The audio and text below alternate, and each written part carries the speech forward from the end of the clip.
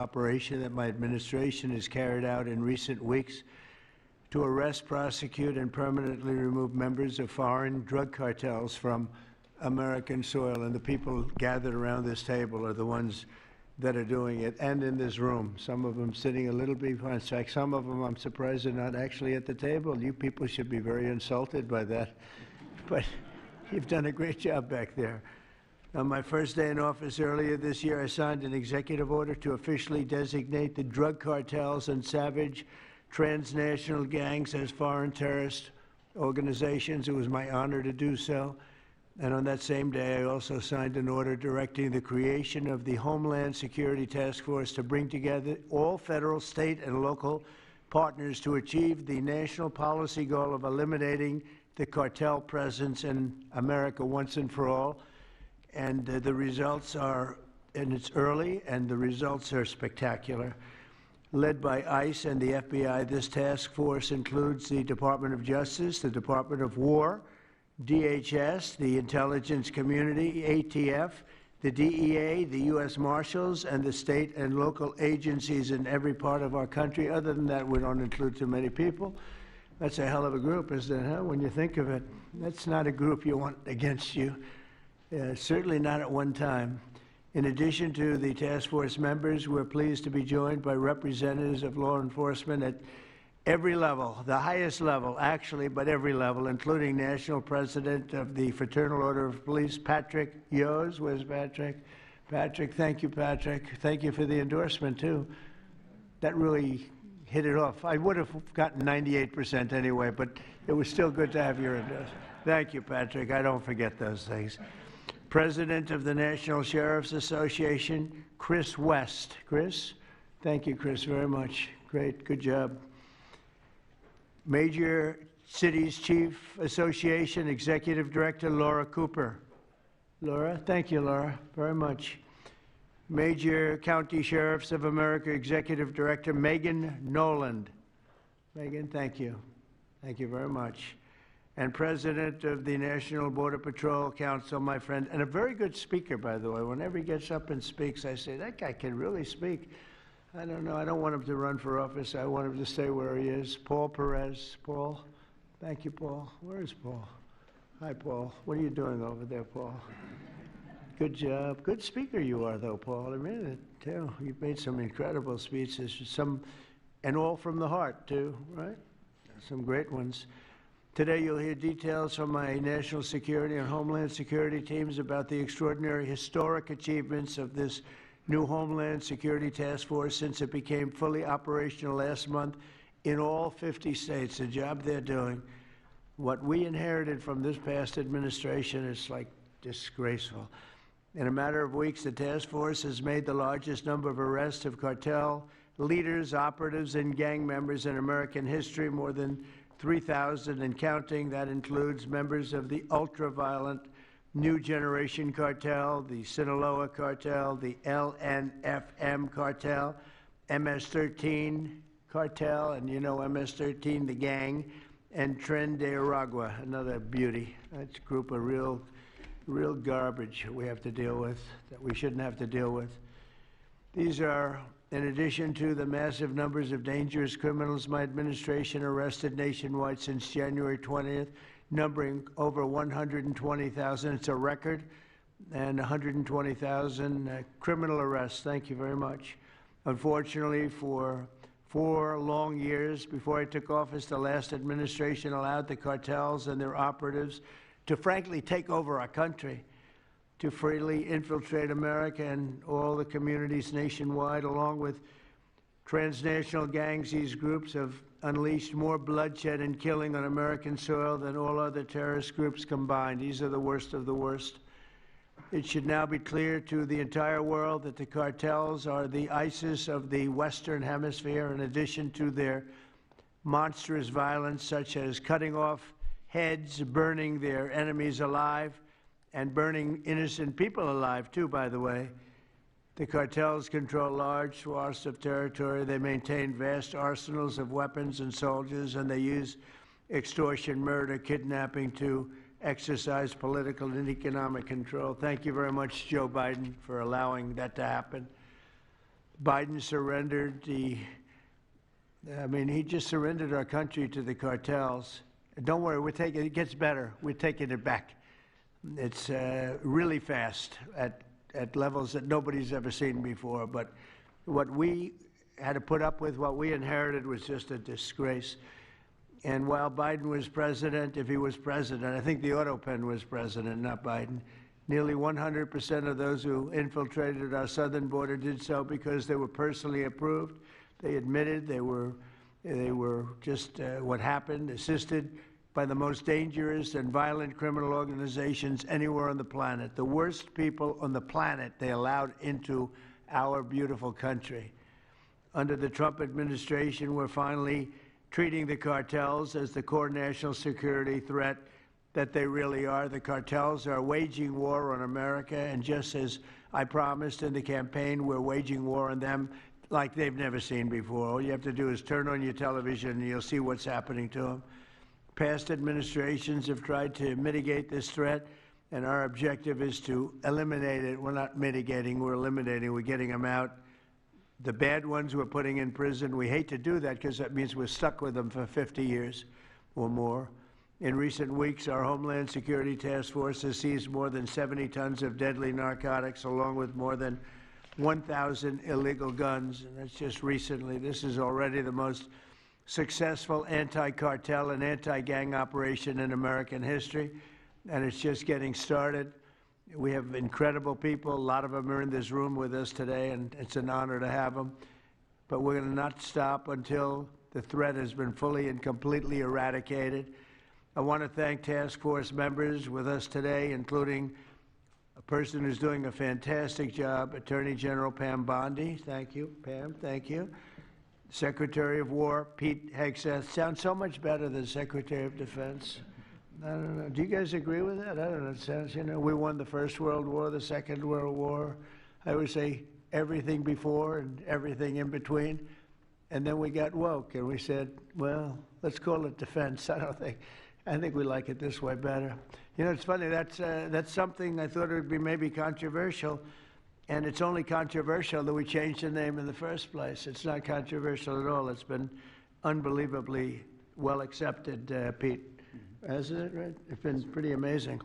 I thought it would be controversial. People want to have our country back. People want to do exactly what we're doing right now, and we're getting a lot of credit for it, and we should. I want to thank, though, Pete. You're doing a great job. Pete Hegseth. Secretary of Homeland Security, Kristi Noem. Kristi, thank you very much. Director of National Intelligence, Tulsi Gabbard. Tulsi, good job. And the heads of all of the law enforcement agencies all throughout the room. You're really amazing, the job you've done. To provide additional details on our mission, I would like also to ask General Bondi to say a few words, followed by Secretary Noem, Secretary Hegseth, Director Gabbard, Homeland Security Advisor Stephen Miller. Stephen, you're such a superstar, Stephen. They called Stephen the other day a very bad name, and I said, you should sue them, Stephen. I think he will. I hope he does. FBI Director Kash Patel and Deputy Attorney General Todd Blanche. And I just want to say it's an honor, the job we're doing, and these people are doing absolutely incredible. I'll just add a couple of things. In Memphis, as you know, where the numbers are down in half already, and it's only been about 2 weeks. You're doing a fantastic job there. Thank you. Incredible. Nobody thought it was possible. It was really it was a very sick city. It was horrible what happened there. People would go from, if you're on the board of FedEx, they would ride you 1 block to the hotel. They said you couldn't walk it because it was too dangerous, and they're already feeling better about it. But the best example right now is Washington, D.C. We went from one of the most unsafe places in the planet, I hate to say, but in this country, to a totally safe city. It's nothing's crime-free, I guess, but this is about as close to crime-free as you're going to get. And you guys have done an incredible job with that. Every one of you have worked so hard on this one, and it's our nation's capital. And people would go to the nation, they'd go from, I always say, Iowa, Indiana. They'd go from Florida, they'd come up, they want to see the monument. I want to see the Lincoln Memorial. I want to see one of the monuments, any one of them, and they'd go home in a coffin. But not anymore. It's not happening anymore. We haven't had that happen in a long time. It was averaging more than one a week, one person a week. Who would think that's possible? And it hasn't happened anymore. And we have a safe city. We have a city where the restaurants are booming. People are going out. Nobody's being mugged, hit over the head with a baseball bat. None of the stuff is gone. We took out 1,700 criminals, many of them career criminals, many of them given to us by Joe Biden and his ridiculous open borders policy. They came in from jails from all over the world, not just South America, from all over the world. Jails, they came in from mental institutions and insane asylums all over the world, drug dealers, and we got them the hell out of here. They're either that, or if they're so bad, as I said before, we put them in jail because we can't take a chance that they come back. But I want to just say that Washington, D.C. is such an example of what could be done. And now the same thing's happening in Memphis. We're just halfway through the process, and already the numbers are far superior, far better than what we would have thought at this time. And Chicago, I just saw the number. Last week, it was last weekend, 4 were murdered, 11 were shot. And then I have this guy Pritzker's very weak governor. Let me be nice. I'm going to be very nice. He's extremely weak. He's pathetic. I have Pritzker get up and say how great they're doing in Chicago. They're doing very poorly. So 4 were murdered, 4, 11 were shot. I would say, and that was not a bad week for him. Okay, that was not a bad week. He's had somewhere 18 or 19 were murdered. And you know what his excuse was? Yeah, but that was a long weekend. Okay, can you believe it? He said that was a long weekend. He's bad. And the mayor is worse. I mean, that mayor is worse. Low IQ, very low IQ. And we don't need low IQ people. We need people that are going to take care. And I love Chicago, and I love those beautiful women, black women, beautiful women wearing MAGA hats. And they're all over the place in Chicago. They want protection. They don't care if it's the National Guard, if it's the Army, Navy, Coast Guard, Marines. They'll take Space Force, okay? Space Force, send them in. They just don't want to be mugged, killed, raped, shot in the head, and we stop it. So we're going to be given a very special, we're going to give Chicago very special care. As you probably know, maybe you heard, we were going to do a big surge in San Francisco, but I got a great call from some incredible people, some friends of mine, very successful people. Mark, everybody knows him, and Jensen, everybody knows Jensen, NVIDIA, and others called me from San Francisco, and they said, we're working really, really hard with the mayor, and we're making progress. Would it be possible for you to hold off the surge? And I had 4 or 5 calls, and I think they're making progress of their own. That would be the greatest. I mean, if they could do that, that'd be great. And they have great competence in those people. I mean, incredible competence, some of the smartest business leaders. And they're working very well with the police department. They're doing a good job. So we are holding off that surge, everybody, and we're going to let them see if they can do it. I said, I think we can do it much faster. I know we can do it faster. I think we can do it better than anybody. We can take criminals out that they're not going to know about, and probably they don't have the legal authority maybe to do what we can. But I'm okay with it, and we're going to let San Francisco, has the potential to be, it was a great, great city, has the potential very quickly to be a great city again. And these are the companies that are there that are all working, and those are the people that asked me, could you do away with the surge, and let's see how it works. And we'll do that. If we need to, we'll do it. But it's possible that we won't need to, and we will be focusing on other places like Chicago, and we'll have Chicago taken care of very quickly. But just remember, 11 people shot, 4 people murdered, okay? And that was this weekend, and that was Chicago. And then you'll see Pritzker get up and talk about, well, we have it under control. They don't have it under control. Just the opposite, it's getting worse. So we'll take care of, as soon as we give the go-ahead, which is all I have to do is give the go-ahead. We won the big court case the other day on the National Guard. That was a good case. Same thing with Portland, speaking of that, because that's where we won it. But I mean, I looked the other night, Saturday night, Portland is like burning to the ground, and these people are saying it's just friendly stuff. The whole place is burning to the ground. So we'll take care of that one. That's like an insurrection more than it is anything else. That's crazy. Portland's crazy. And then you listen to these radical left people talking about it's really okay. You're seeing things. You're really seeing things. So we're going to take care of Chicago. We're going to take care of Portland. We're going to take care of Memphis. We're proud of D.C. There's nothing to take care of anymore, but we're not going to let it ever go bad. It's never going to happen again, our nation's capital. And with that, I'm just going to tell you that Pam Bondi has done a fantastic job. And Pam, would you say a few words, please? Thank you, President Trump, and thank you for your leadership. And this is all about collaboration. And around this table, I'm looking around this table, we all work so well together. I don't think another administration in our nation's history has worked so well together. We talk constantly, Secretary Noem, Tulsi, Pete, constantly, but also all of our agencies working hand in hand, and that's why this is so successful. And these people around this table are working 7 days a week, 24 hours a day, even though the Democrats have tried to shut down the government. Terry Cole, I'm laughing because you're around the clock, you're all over the world. Director Patel, you're unstoppable, what you're doing around this country. Gowdy Serralta, U.S. Marshal, Rob Sakata and Dan Driscoll wearing your ATF hats. Rob, I was on the texting, Todd Blanche and I were on the texting you at 1 a.m.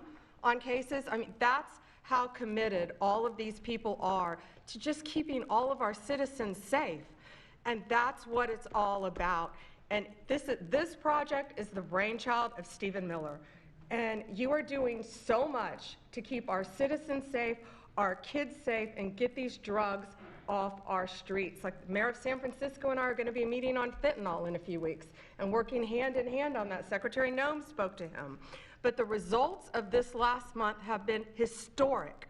As the president said, in the last month, think about this, 3,200, more than 3,200 violent gangs and drug dealers have been taken off the streets. Off the streets. Now, Director Patel and all of these agencies have also been working so hard on getting the leadership. But we are getting all the gang members off the streets and the drug dealers, Sinaloa, CJNG, MS-13, and more, TDA. 91 tons of drugs have been seized as a result of this task force. We tried to put this in perspective for you. This would be filling 4 18-wheelers. 4, all the drugs just in the last month that have been taken off the street. 58,000 kilos of cocaine. Think about a big backyard swimming pool. That would fill 1.5 swimming pools. Just the powder cocaine that has been removed, saving lives this last month, thanks to all of these people around the table.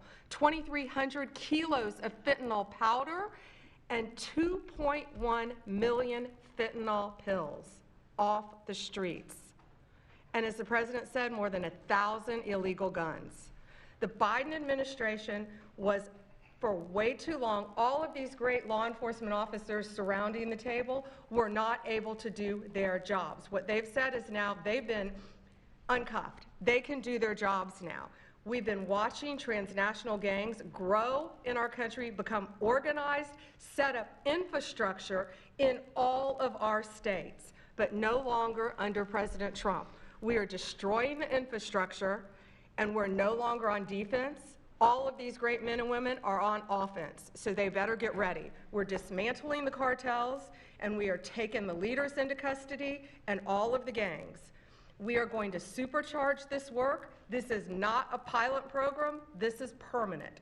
We are here to stay. And Secretary Hegseth, we couldn't do this without you and the Department of War.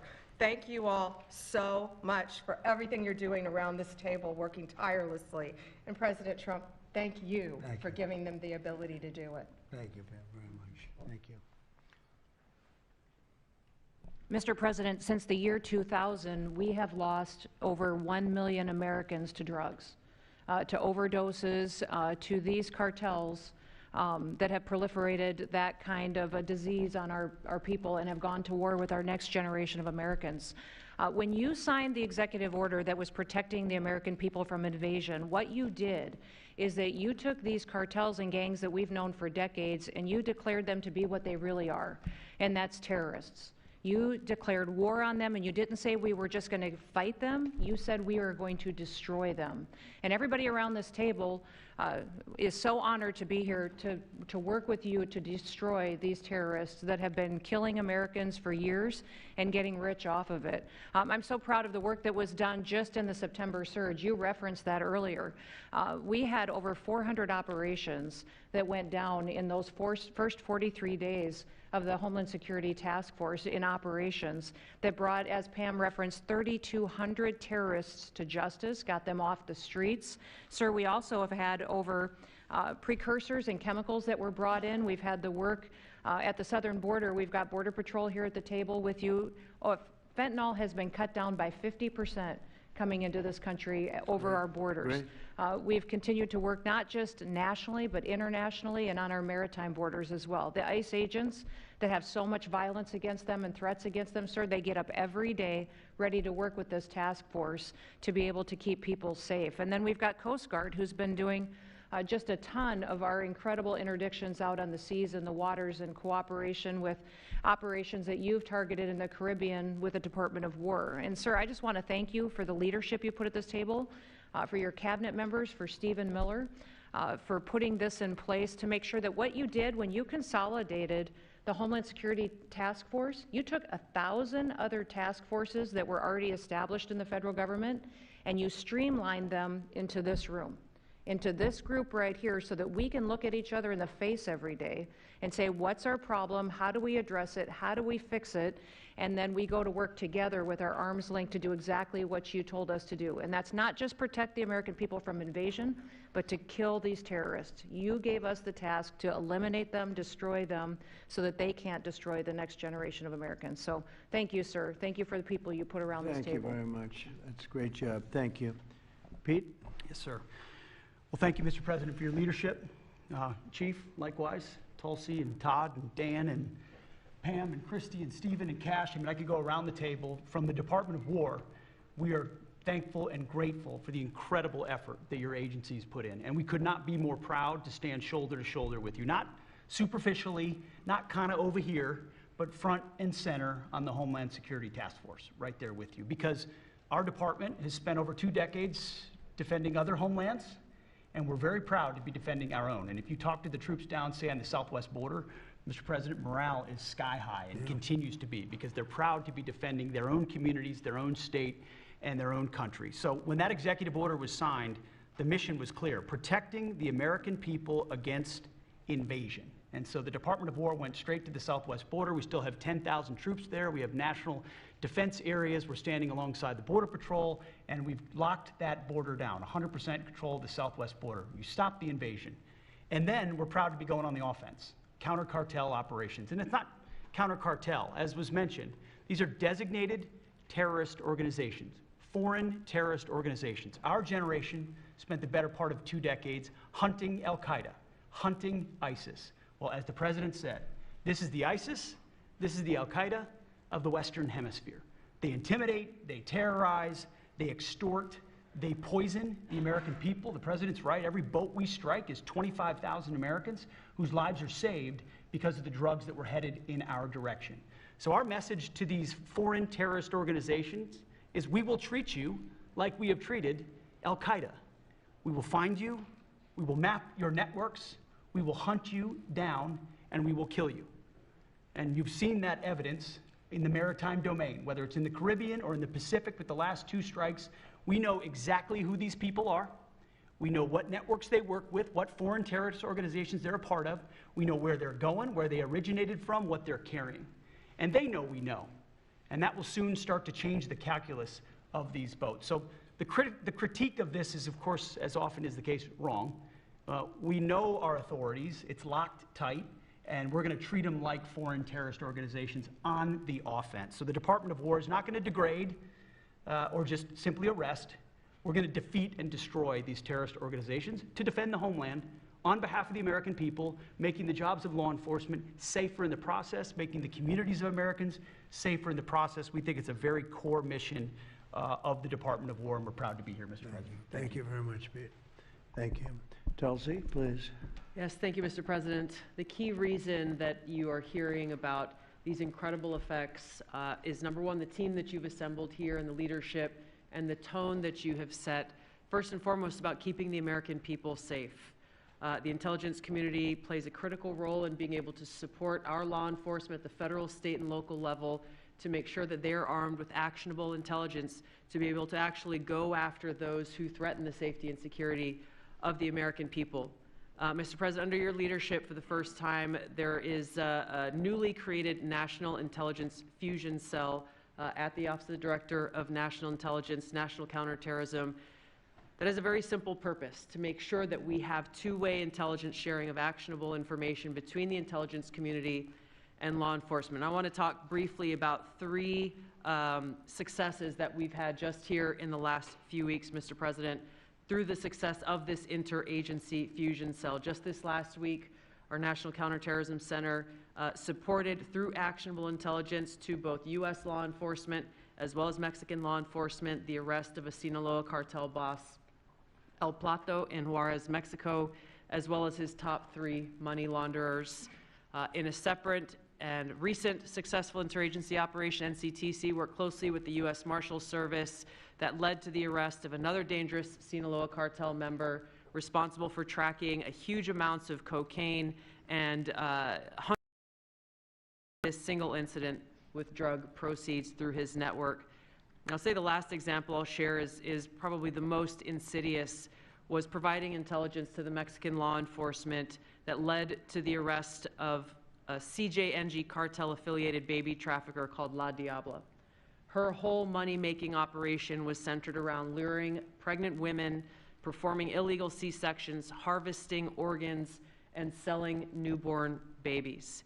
Mr. President, it's your leadership that has made all of this possible. I can tell you, in the midst of this government shutdown, our folks, like everyone around this table, are working 24/7 without pay and eager to get after this because they believe in your leadership and the mission that you have presented to them. Thank you, Mr. President. I'll hand this off to Homeland Security Advisor Stephen Miller, the leader of this task force. Let me just say, Mr. President, that this country was going to die without you. This country was going to actually die without you. That's what we were facing in 2024. We've been invaded for 4 years. Our communities were sinking. Our public safety had gone to zero. Cartels were running entire communities. Sex trafficking, child trafficking, labor trafficking was out of control. Overdoses were out of control.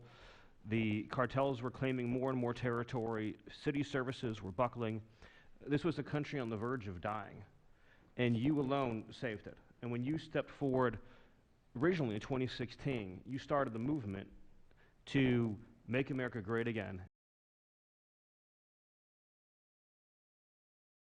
Prosperity and peace and freedom from cartels and crime and gangs. And your vision and your leadership in declaring war on the drug cartels is the single most successful public safety initiative in American history. And I need the media to understand what President Trump has done. People have been talking about drug cartels for longer than I've been alive.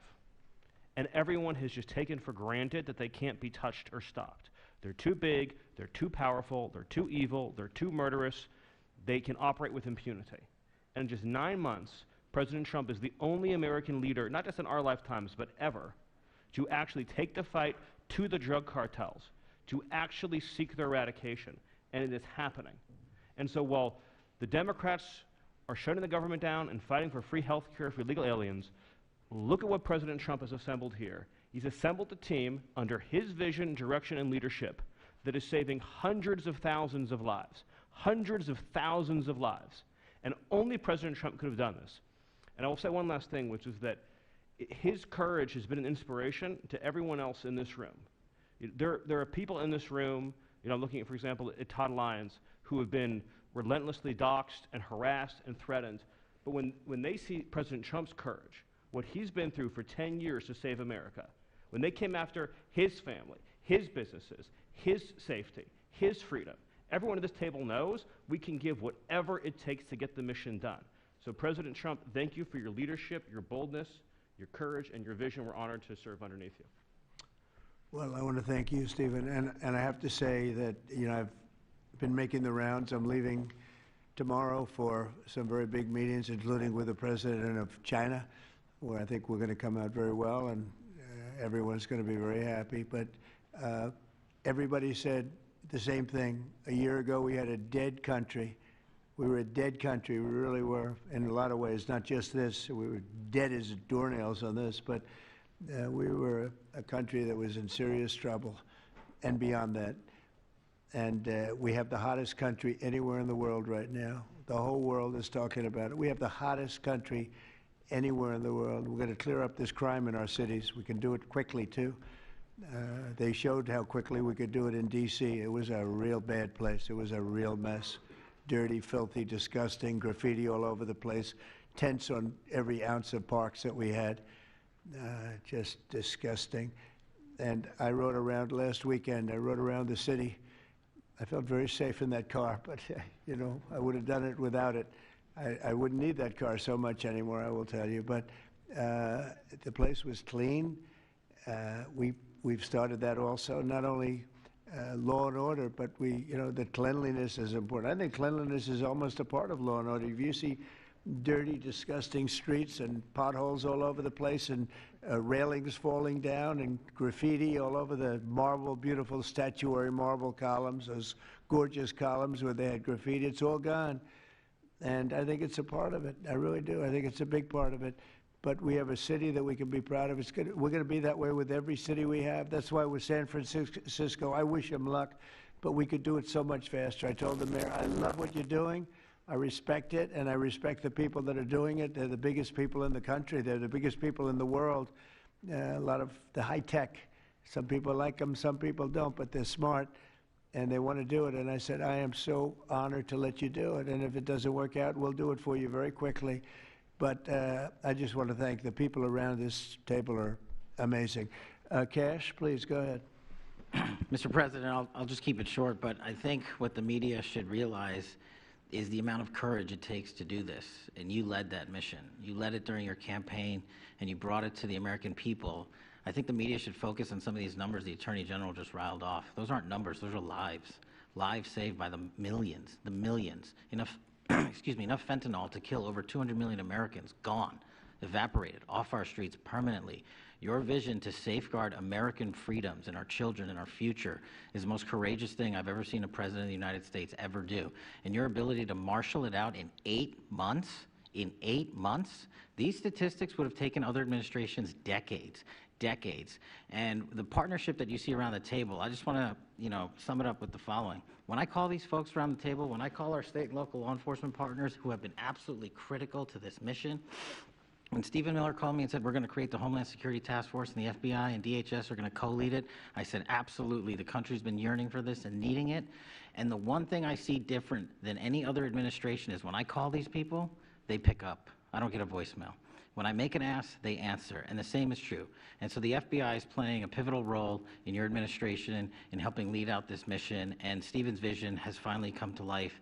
And instead of attacking the people at this table, maybe the media should go out there and talk to the lives that have been saved forever and the communities that have been safeguarded, because it takes courage to do that. It takes courage to implement that plan, and it takes a president and President Trump to put a leadership team like this together. We are actual friends, and I know the media doesn't want to call us that, but we do that. We do hang out. We do work together. It's a 24/7, 365 mission that doesn't turn off, Mr. President, and as Stephen said, we're inspired by your leadership, and this country's thankful for these 8 months, and I can't wait to see what the next 4 years looks like. Thank you very much.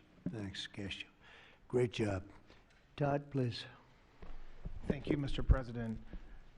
The number that I think matters, over 3,266 terrorists have been taken off the streets in 2 months. And for each of those arrests, there's anywhere from between 4 to 20 law enforcement agents, federal, state, and local, executing those arrests. And that means every one of them are putting their lives on the line to make these arrests, to make our communities safer.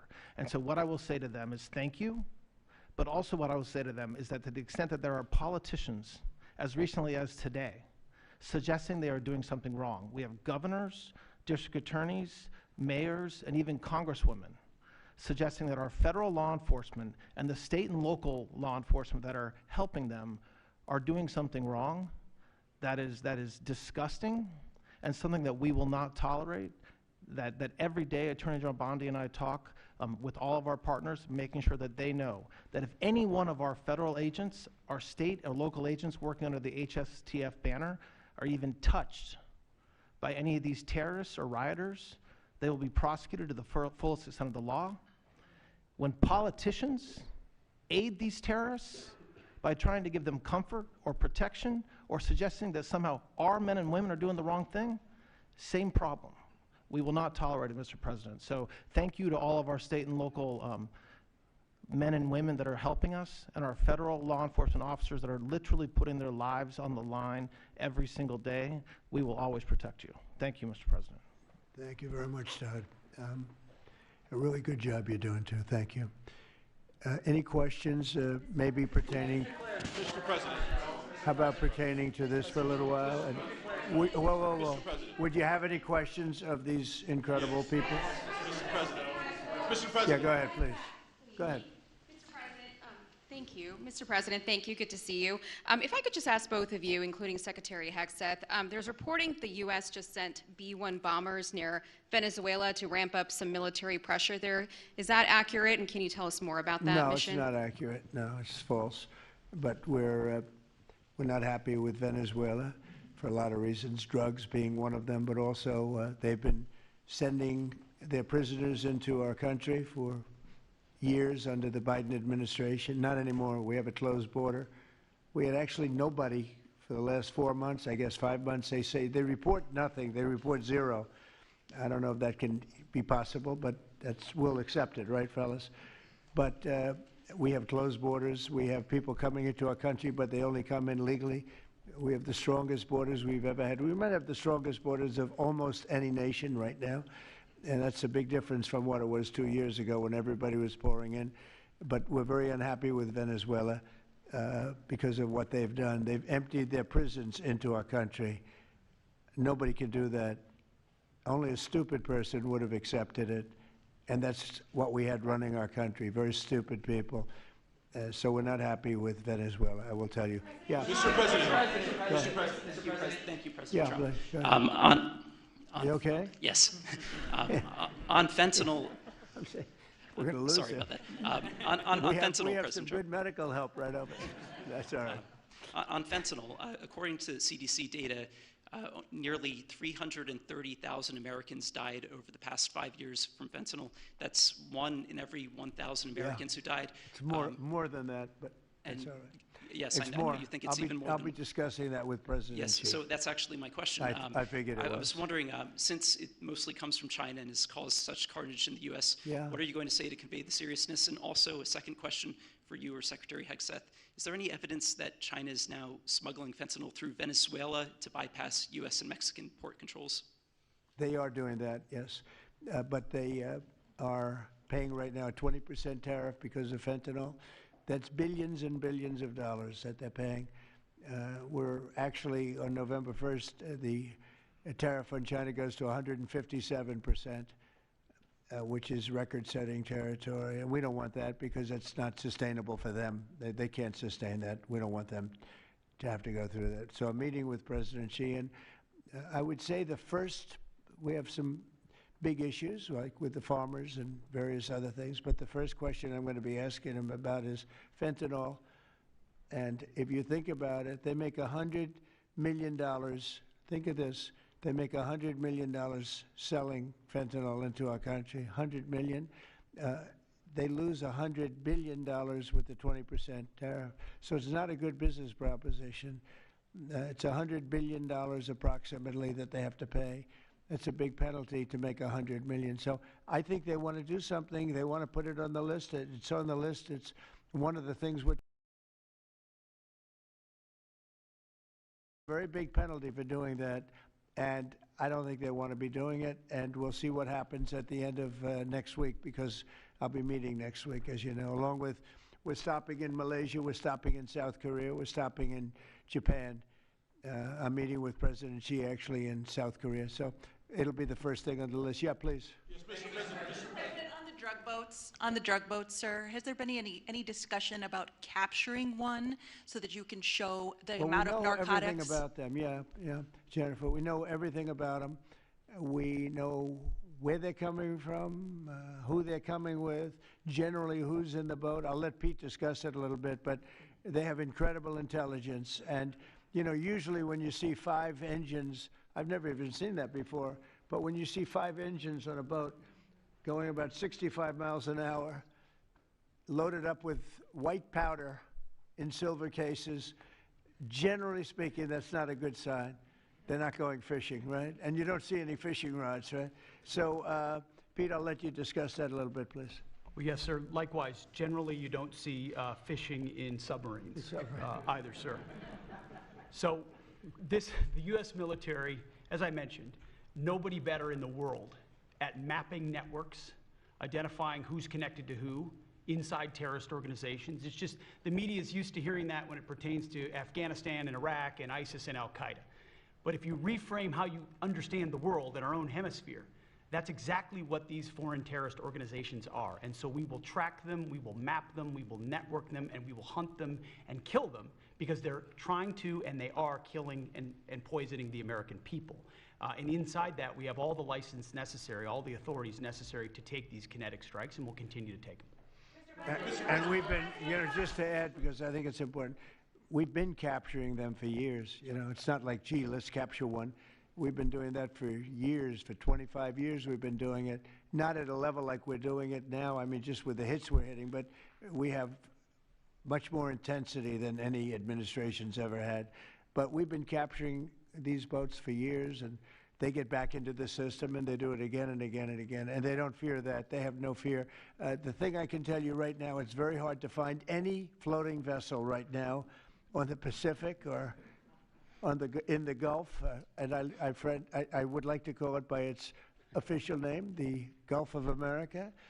Another little triumph of the Trump administration.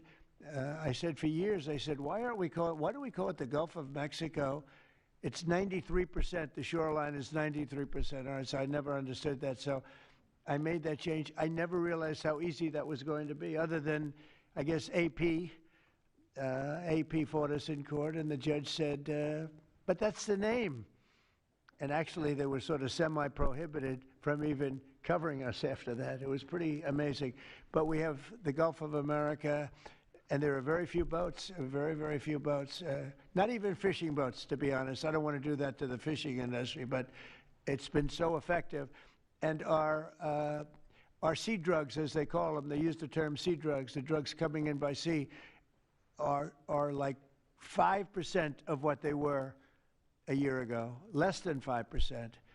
So now they're coming in by land, and even the land is concerned because I told them that's going to be next. You know, the land is going to be next. And we may go to the Senate, we may go to the, Congress and tell them about it, but I can't imagine they'd have any problem with it. I think, in fact, while we're here, I think it's a good idea, Pete. You go to Congress, you tell them about it. What are they going to do? Say, gee, we don't want to stop drugs pouring in. They're killing 300,000 people a year. I think that's the real number, 300,000 people a year. So between that and my discussion with President Xi, I think we have never made progress like we've made. The sea drugs are almost dead, and they can't come in that fast from the land. And the land drugs are much more dangerous for them. It's going to be much more dangerous. You'll be seeing that soon. So that's the way it is, yeah. Go ahead, please. Yeah, go ahead, please. With the glasses, go ahead. Thank you, Mr. President. Good. I wanted to ask, what's your reaction to Representative Dan Goldman calling on NYPD to arrest ICE agents who he says are acting illegally? He says they are illegally assaulting people and illegally detaining people at immigration courts in New York. Well, I know Dan, and Dan's a loser, you understand. He's a guy that doesn't have what it takes. He's been trying so hard, and they're exhausted. I mean, it's so ridiculous, right? A suggestion like that. So, they're just trying so hard, and it's not working. They've even now started imitating me, of all people. They want to imitate me. and they start using foul language, but they use too much of it. You know, you can't use the F word 7 times in one sentence. It doesn't work. It might work once every 7 news conferences, but you can't do it. You can't do it 7 times in one sentence. So I don't know. They're really they're in big trouble. That party. Go ahead. Mr. President. Some alleged smugglers have survived some of these recent strikes and been sent back to their home country. If they're terrorists, why not just arrest and detain them?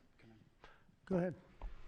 2 points on that. First, when I served in Iraq in 2005 and 2006, we used to, in sort of a gallows humor way, talk about the Iraqi catch and release program, the reality that we would catch a lot of people, hand them over, and then they would be recycled back through, and we'd have to recapture them or attack them again.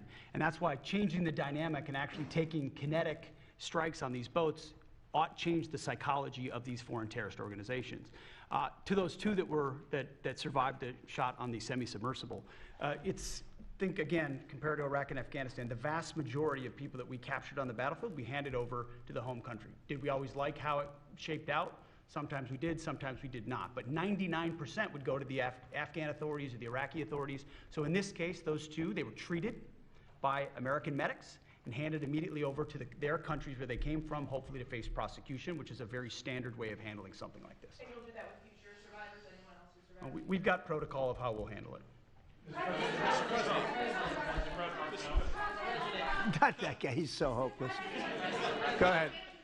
Go ahead. Yesterday, there was a vote at the Knesset on annexing the West Bank. Do you see it as a challenge to your peace efforts? Could you say that louder, please? Yes, yesterday there was a vote at the Knesset in Israel on annexing the West Bank. Do you see it as a challenge to your peace efforts? Will you answer that, please? Because I cannot understand the words you're saying. Where are you from? Where are you from?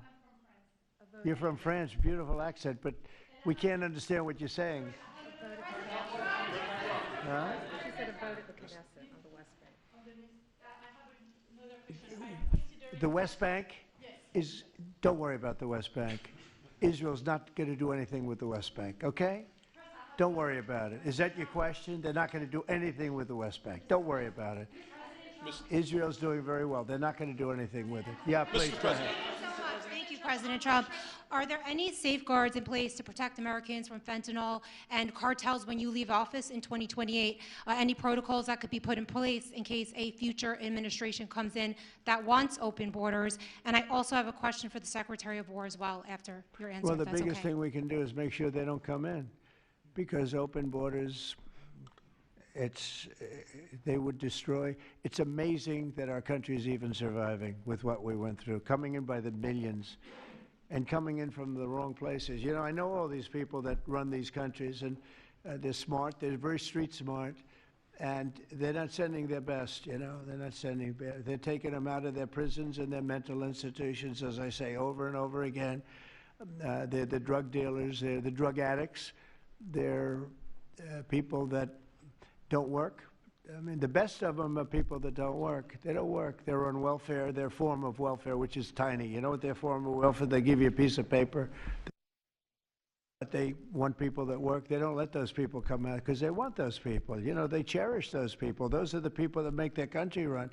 They give us all of the people that don't work and are murderers. 11,843 murderers came in. 11,800, many of them committed, more than 50% committed more than one murder. Now, why do we want them? Why would Biden and that group of thugs that he had working for him, why would they accept these people? Why would he accept? Nobody understands it. You know, they say maybe they wanted the vote, but I did great with the Hispanic vote, but these are people from all over the world. Why would they do it?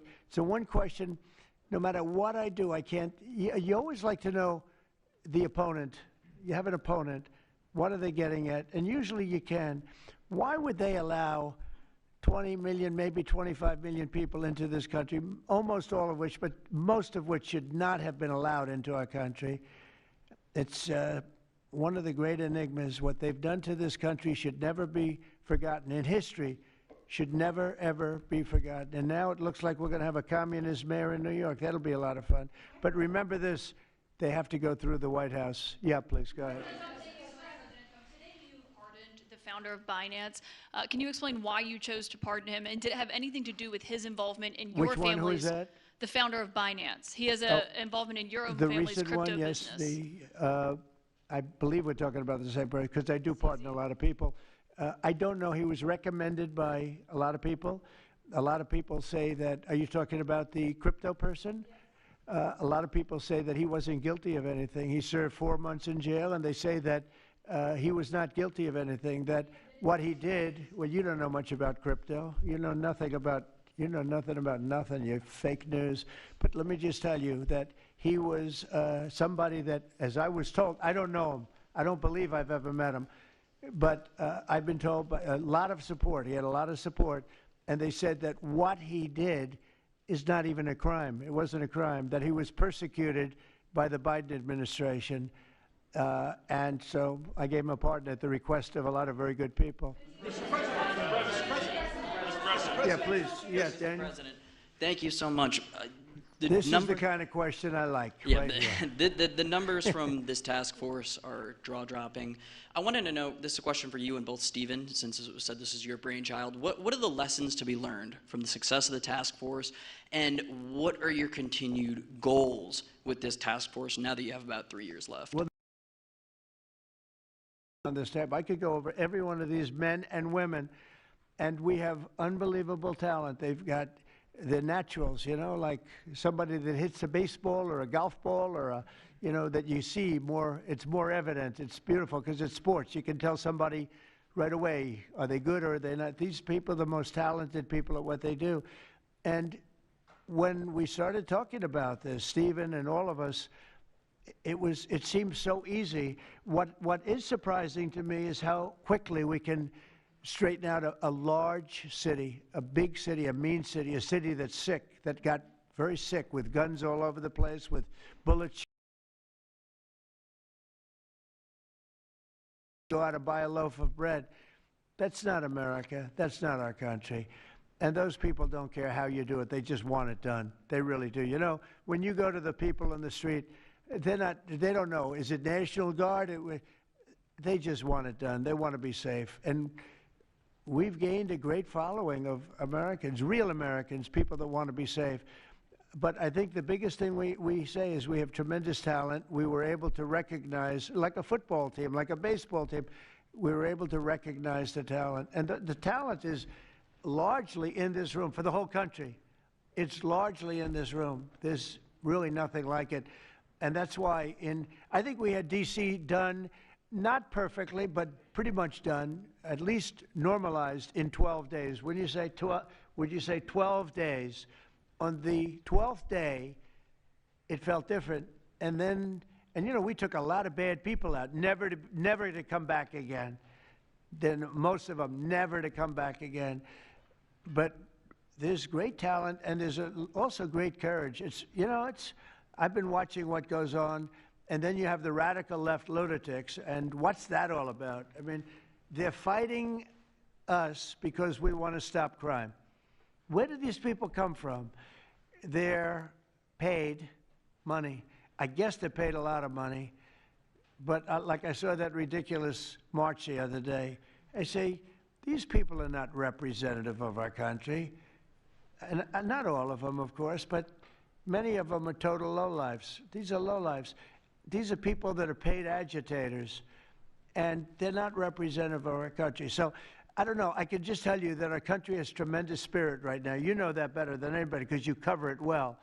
But we have a lot of people that are very happy right now with the direction. They did a poll the other day. The direction of our country is better than it's been in 37 years. And I'm upset because I think it should be better than that. I actually said we should be better than that. So, you know, thank you very much for your question. Brian?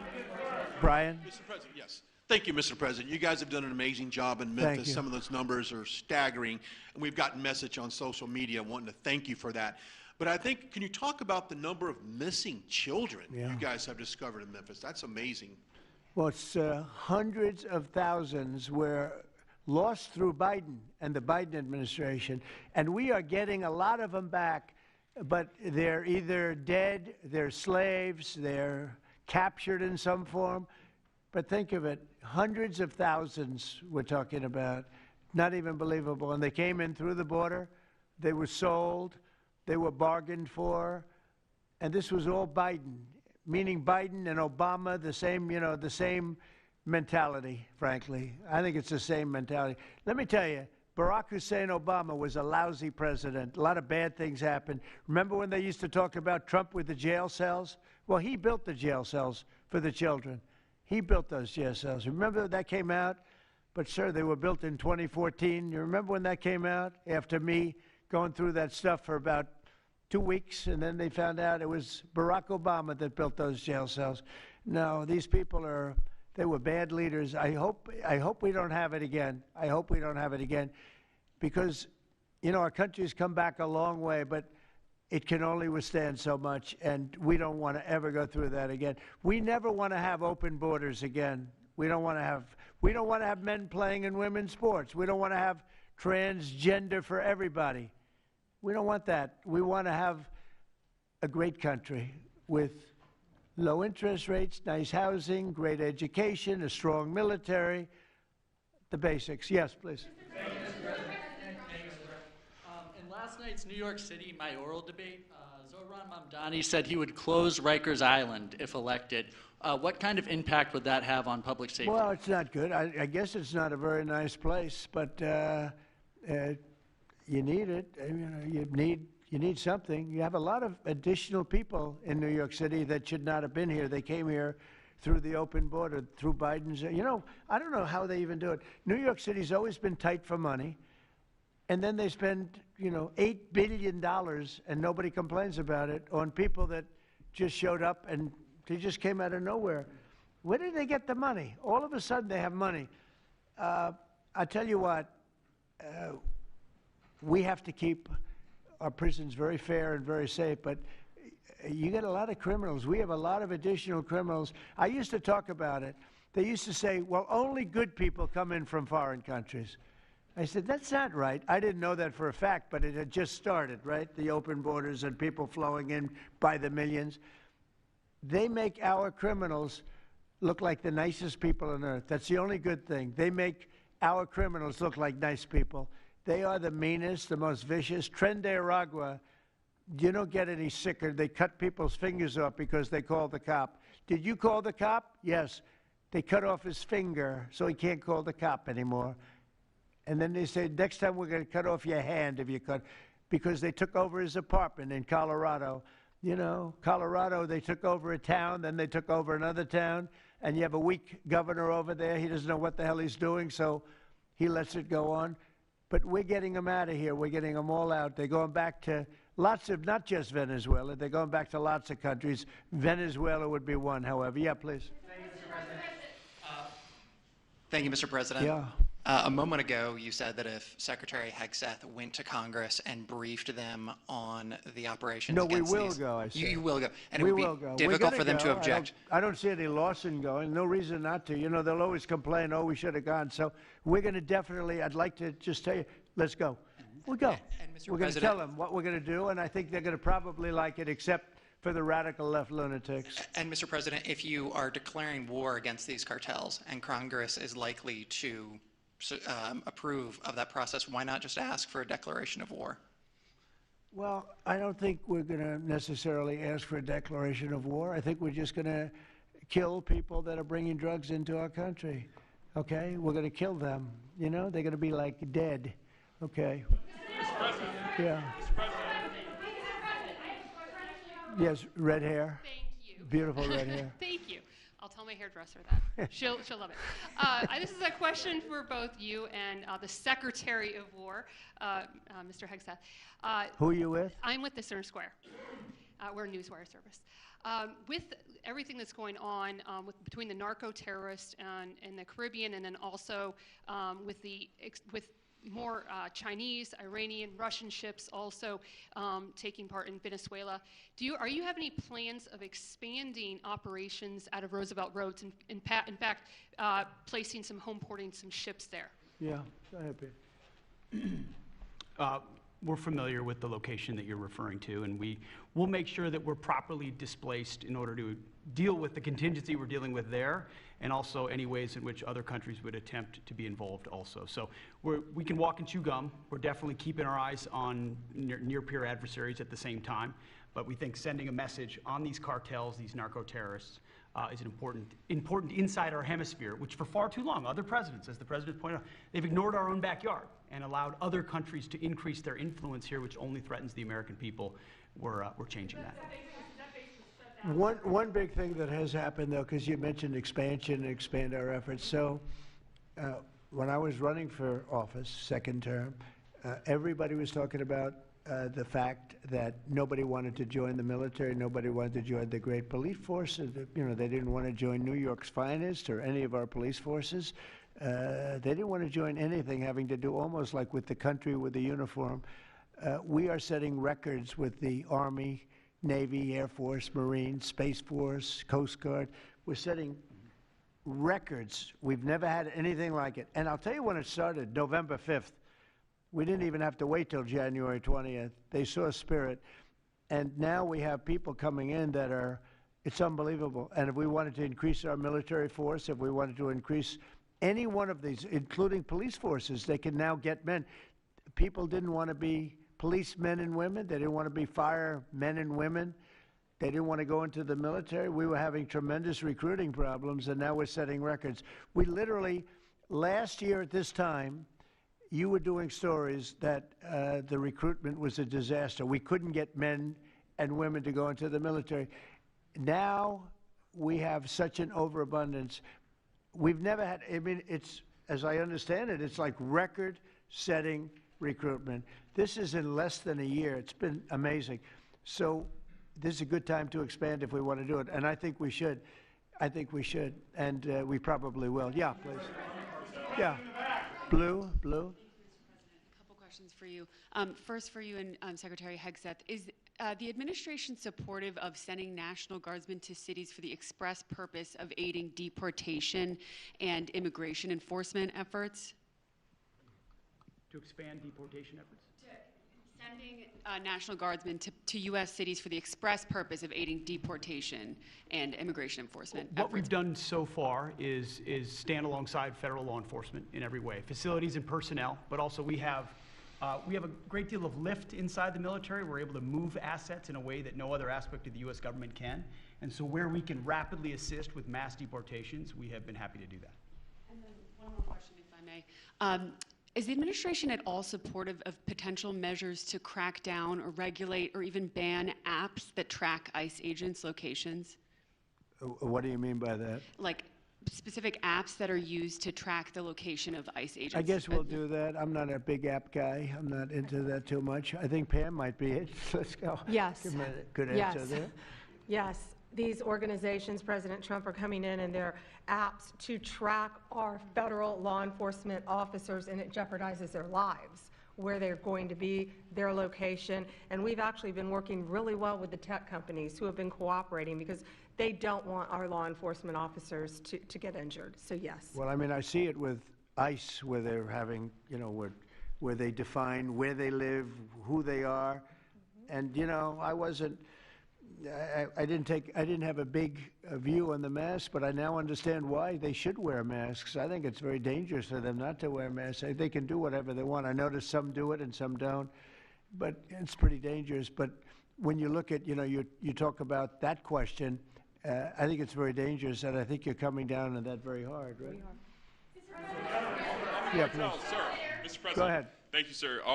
When you were running for re-election in 2024, you released a video statement where you made this exact promise to show no mercy on the cartels and employ every military asset necessary to combat them. In that same video, you also said that you plan to expose all the bribes and corruptions with politicians and the cartels. We're doing that. Yeah, we're trying to do that. Looking into that in American politicians. Yeah, where the money's coming from. Because you see it. Like even that garbage deal they had this weekend, which was embarrassing to them, and the crowds were the crowds were not big. Those crowds were not big at all. But when you look at signs, and they're all made beautifully, the yellow signs, I saw the yellows, the blues, but they're all made professionally in a printing shop, looks like on Madison Avenue someplace. Some guy is paying for all that stuff. And we don't mind protest. Protest is a good thing. I protest. I'm always protesting, right? But when you see some of these people are going crazy. They're going crazy because they're getting paid. Because there's no reason for them to be going crazy. But you watch some of them, and they're professional agitators, and we are finding out who's paying them. Yeah, we have a lot of information about who they are. You're going to be very surprised when you find out. And I have a question for Secretary Hegseth. Sir, a memo circulating on social media details the establishment of a National Guard response force that's going to be trained in crowd control and civil unrest and deployed in all 50 states by April of 2026. Can you verify the authenticity of that memo, and do you have any more information on the operations? I'm not going to answer particulars on something that may be in the planning process, but we definitely do have multiple layers of National Guard response forces, whether it's in each state, whether it's regionally, whether it's Title 10 active duty, whether it's Washington, D.C. We've got a lot of different ways that constitutionally and legally we can employ Title 10 and Title 32 forces, and we will do so when necessary.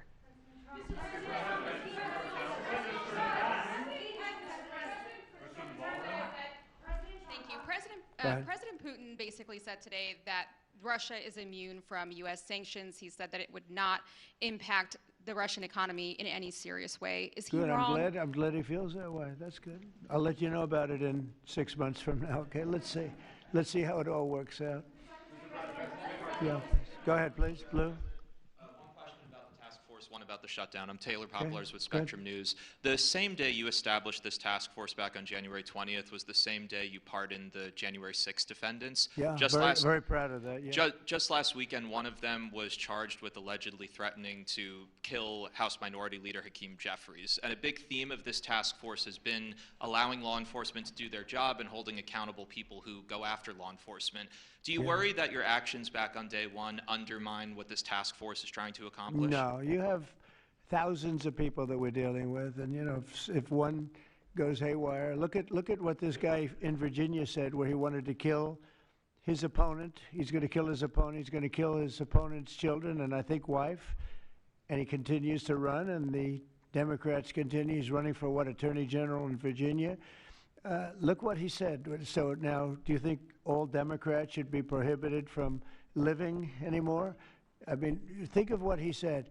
He's going to kill his opponent, and he's going to kill the children of his opponent, and I think the wife. I said, this guy's sick. That is a sick guy. And how do you vote for somebody like that? But I don't view that every Democrat would say that, because not every Democrat would say that. So you can't, you know, you could have one person, but I don't know of the incident. I can say we're very proud of what we did. We had the courage to do something that should have been done. The problem sometimes the Republicans are too nice. They're a very nice party. The Democrats play a much dirtier fight. You know, it's amazing. You go after dirty cops like Comey, and you go after, these are dirty cops. Letitia James is a dirty cop. You go after these people, and they say how horrible you are, and yet I got indicted 5 times and impeached twice. Nobody says anything about that. You know, they say, oh, they actually said the other day, oh, he's trying to indict somebody. I got indicted 4 or 5 times, Todd, maybe more than that. Yeah, I think you could say 87 times if you really think about it, right? With the charges, a bunch of phony guys, but nobody says anything about that. But they mentioned it the other way. No, the Democrats play a very dirty game. It's all they're good at. They're good at a couple of things: cheating on elections and playing very dirty. And they have one good trait: they stick together. They stick together. They stick together through the worst policies that anybody's ever seen. It's unbelievable how they stick together. And I respect them for sticking together, but it's a dead party because their policies are no good. Okay. Brian, we'll do a few more and we'll go home. Wonderful. Everybody's going to go home. I'm going back to the Oval Office, however. Speaking of Democrats, there's a report that there's a grand jury on Adam Schiff for apparent mortgage fraud. If he is indicted, should he step down as a U.S. Senator?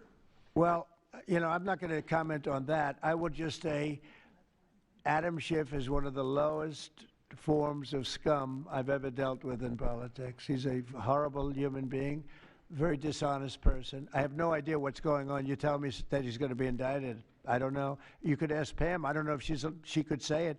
Probably you are allowed to say it, but I wouldn't know about that. I can only tell you he's a very bad, I think he's actually a sick person.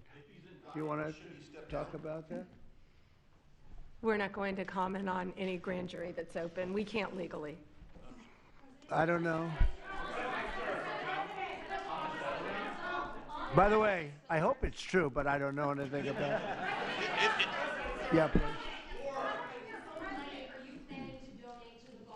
Oh, millions of dollars, yeah. Well, I also give, I give a lot of money to the White House. The White House is, as you know, I give my salary, and I usually like to steer it to the White House because this house was a little bit abandoned. First of all, for 4 years, you had a guy walking around that didn't know where the hell he was. And this house was not taken care of the way it was supposed to be. I take very good care of property. I was very good at that. And you'll notice the floors downstairs, I paid for them. Marble, the most beautiful marble you've ever seen. The white floors down in the palm room, which they look like they came out of, I don't want to lose because they're big supporters of mine, Home Depot, so I'm not going to say bad, but they did come out of a box from Home Depot about 30 years ago. They were all broken, but now they have the most beautiful floors, the most beautiful lights and chandeliers. I think most of you, Brian, you've seen that, right? Yes. How beautiful is that? And I take care of it. So I spend millions of dollars on this building, taking care of it. It was not properly maintained, and now it's starting to gleam like it should. It should really gleam, and you should go down and visit the Presidential Walk of Fame. Have you seen it?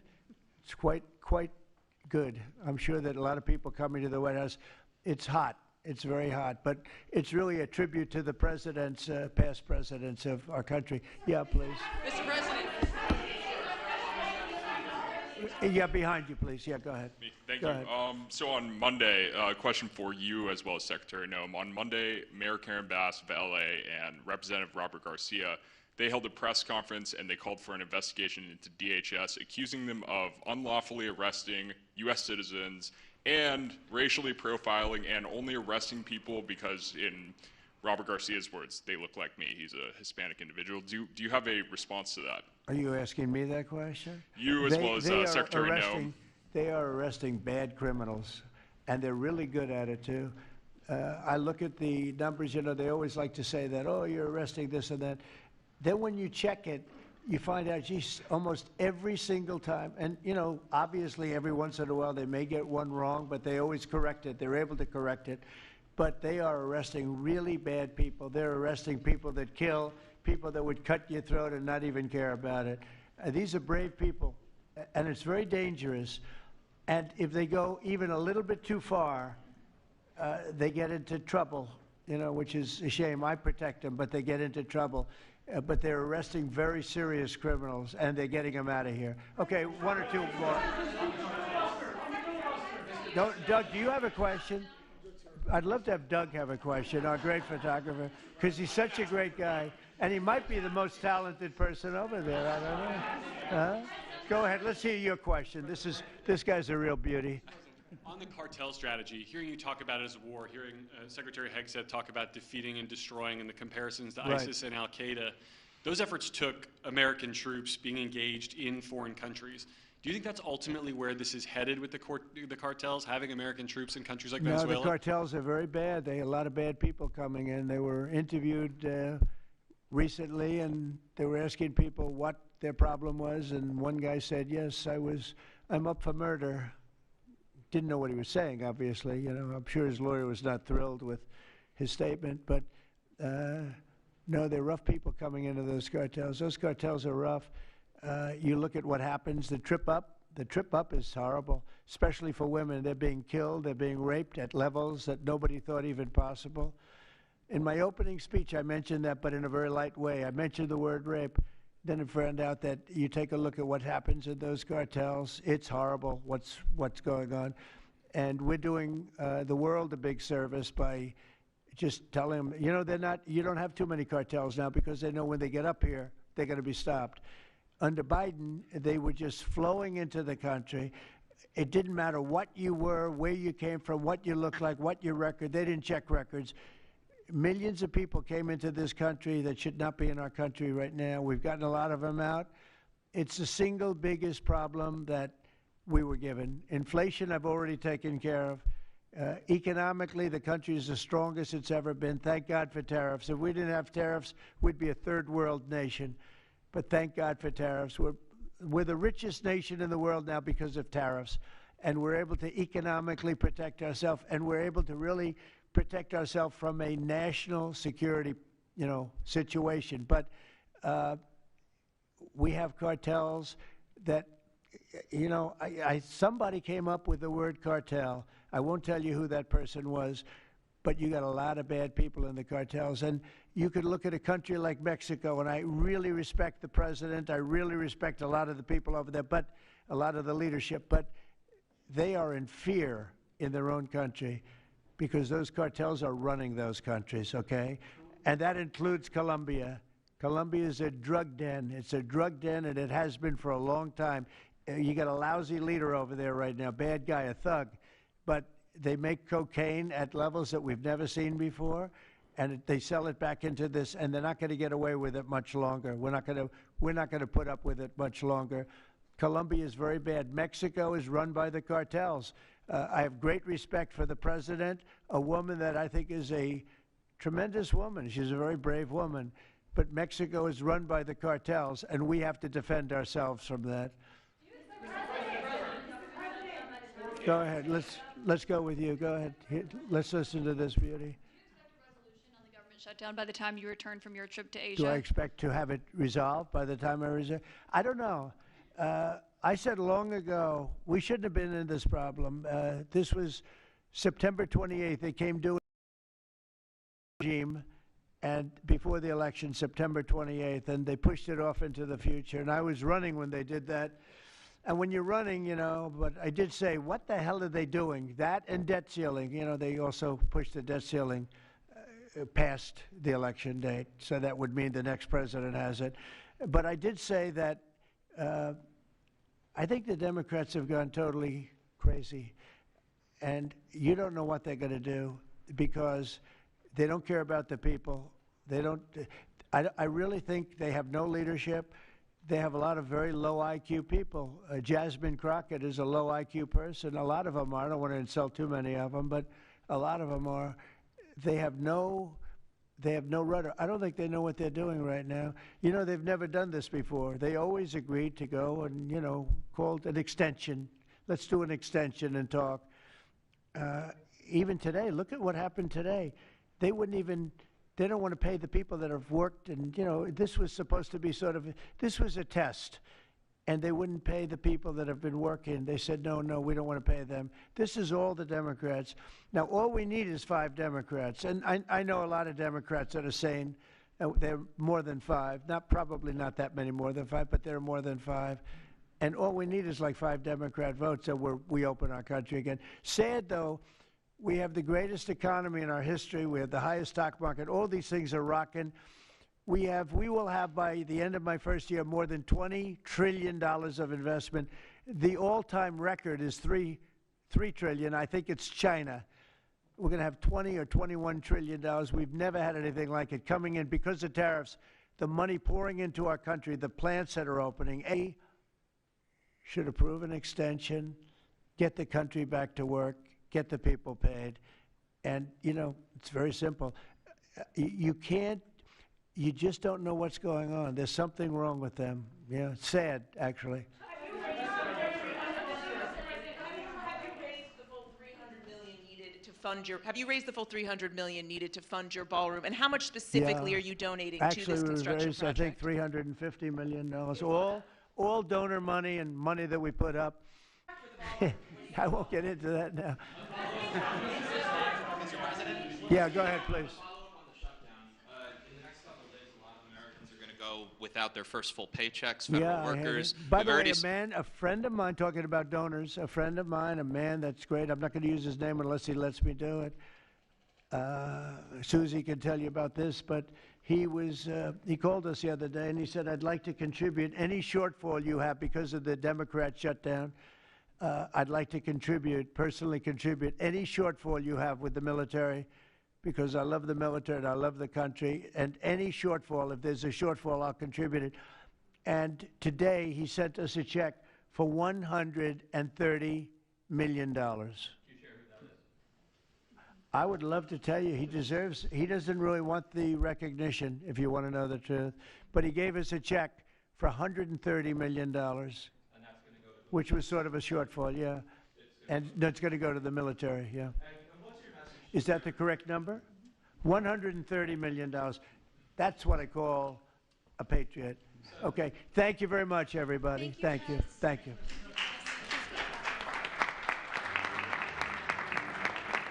Another day in Paris.